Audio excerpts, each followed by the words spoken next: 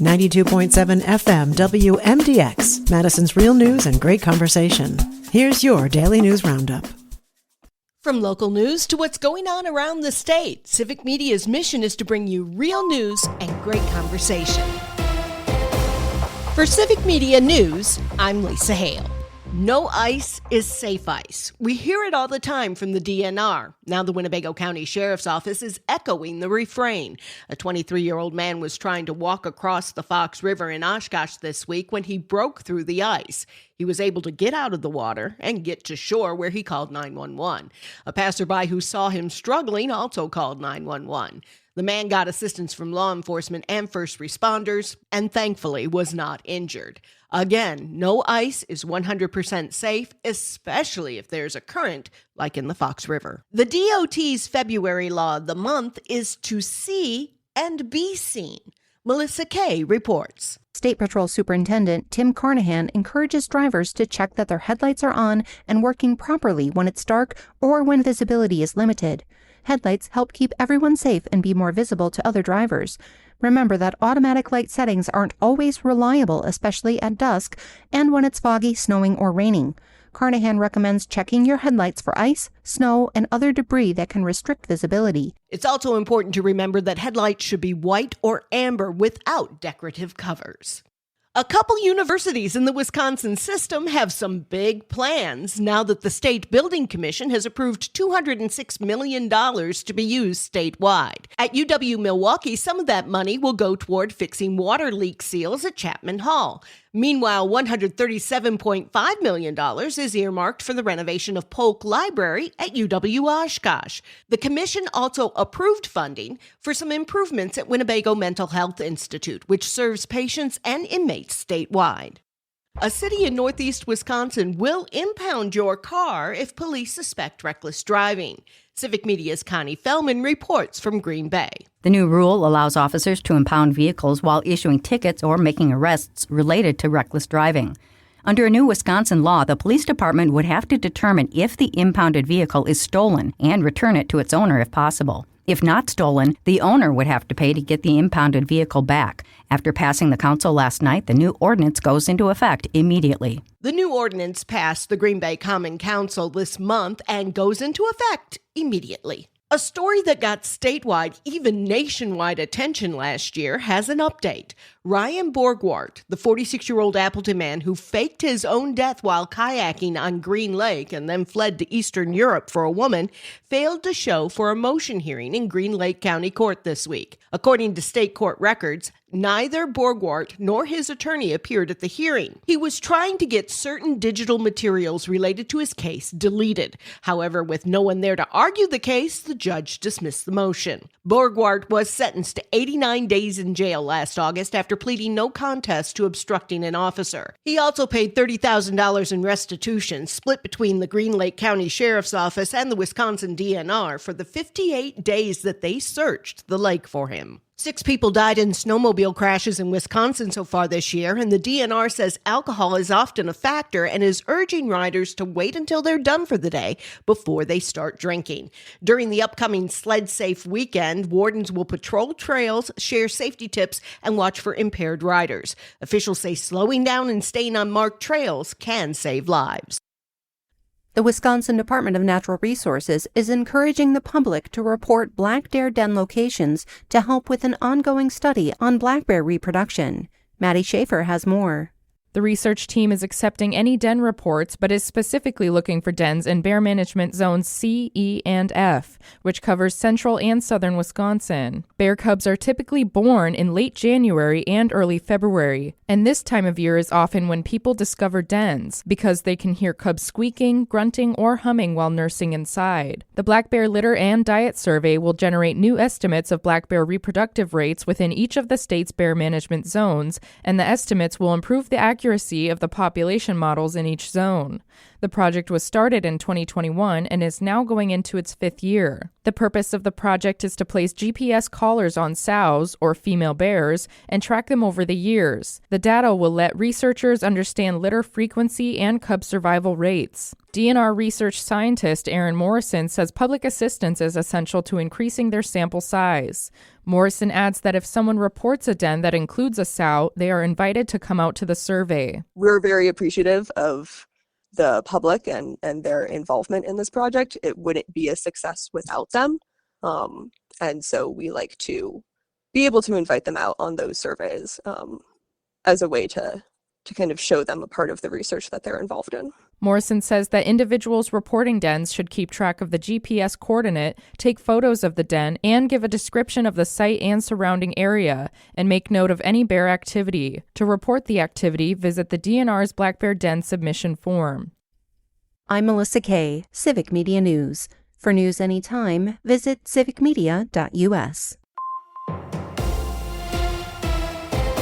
For Civic Media News, I'm Lisa Hale. Vice President J.D. Vance visited Wisconsin yesterday, speaking at a machining facility in Plover in Portage County as part of the post-State of the Union tour.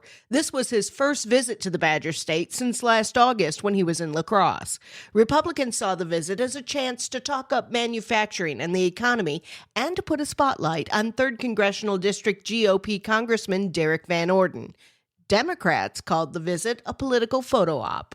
Meanwhile, the Wisconsin State Assembly has passed proposed legislation to reclassify the sandhill crane and establish a hunting season for that bird. Civic Media's James Kelly has the story. The bill, introduced by State Representative Paul Tittle, would classify the sandhill crane as a migratory game bird. With the reclassification, the Wisconsin Department of Natural Resources would need to authorize the hunt, establish hunting zones, and create a sandhill crane hunter education program. It now moves to the state Senate for consideration. Sandhill cranes have become troublesome for farmers, causing significant crop damage losses. The legislation would allow farmers to take advantage of a U.S. Fish and Wildlife program called the Wildlife Damage Abatement Fund, which can only be accessed if the wildlife causing that crop loss is authorized for hunting. For Civic Media News, I'm James Kelly. The International Crane Foundation argues that data shows a hunting season would not significantly improve crop loss issues. The DNR is looking into setting certain bird seasons for the next 4 years.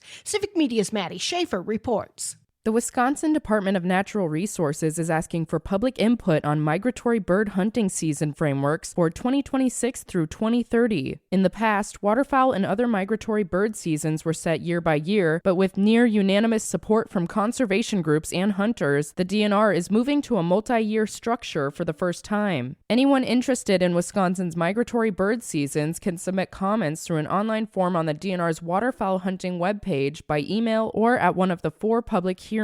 3 in-person hearings are set for March 2nd, 3rd, and 5th, with a virtual option on March 4th. Comments will be accepted through March 6th. After that, a final season structure will go before the Natural Resources Board for approval. For Civic Media News, I'm Maddie Schaefer. Wisconsin's top assembly leader, Robin Vos, is digging in his heels against a new lawsuit that claims the state school funding system is unconstitutional and overfunds the school choice program. The suit was filed Monday and argues that kids are not getting equal shots at basic learning, that special education support isn't adequate, and that $700 million in private choice programs this year defies a Supreme Court limit. Voss called the suit a meritless activist ploy to ruin the voucher program and take control away from the legislators. Lawmakers are working on legislation to regulate cryptocurrency kiosks. Civic Media's Melissa Kay reports. Many in Wisconsin are being targeted in crypto kiosk scams. It's not unique to Wood County. It is a statewide issue.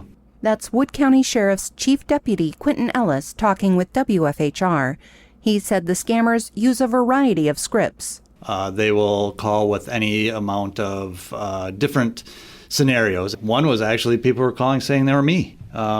Me from the Wood County Sheriff's Department needed you to put money in a cryptocurrency kiosk to avoid coming to jail. Scammers use emotional manipulation to threaten their victims with arrest or jail if they don't respond immediately. They target vulnerable populations, often elderly individuals, and will pose as trusted authority figures. It's definitely a statewide problem. It's just there hasn't been one telltale way to respond to it because of the lack of regulation of these machines.